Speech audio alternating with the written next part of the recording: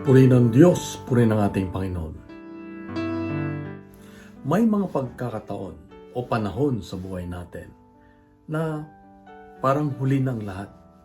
Na parang sinasabi ng puso natin, wala na, tapos na, hindi na pwede.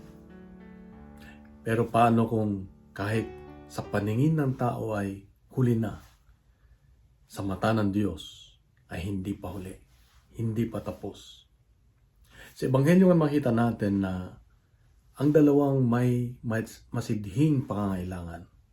Si Jairo, ng kanyang anak ay halos mamatay na, at isang babaeng 12 taong dinudugo. At sila ay parehong lumapit sa Diyos at gumawa ng milagro ang Diyos. Tinupad ang kanilang mga pangangailangan. Nabuhay yung anak ni Jairo at 12 taong dinudugo ay gumaling. At sabi niya, huwag kang matakot. Manalig ka. Maaring ganito rin ang nararamdaman mo ngayon, na para bang huli ng lahat.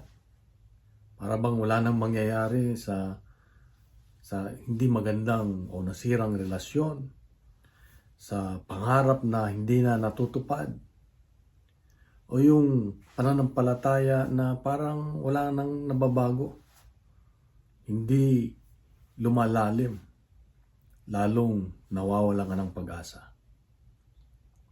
At tinuturuan tayo ng Diyos at sinasabi ng Diyos ngayon na kung sa ibang tao sa tingin nila ay huli na, sa Diyos, sinasabi niya, manampalataya ka lang. Ito ang hamon ng Diyos sa akin ngayon, kapatid, na anumang pagsubok na pinagdadaanan natin at tayo ay naghihintay, tayo ay umaasa sa Kanya, tayo ay nananampalataya sa Kanya, hindi tayo bibiguin ng Diyos. Hindi ka bibiguin ng Diyos, kapatid. Kaya, ang paalala ng Diyos sa iyo ngayon at ang hamon niya sa iyo at sa akin ay patuloy na manampalataya sa Kanya.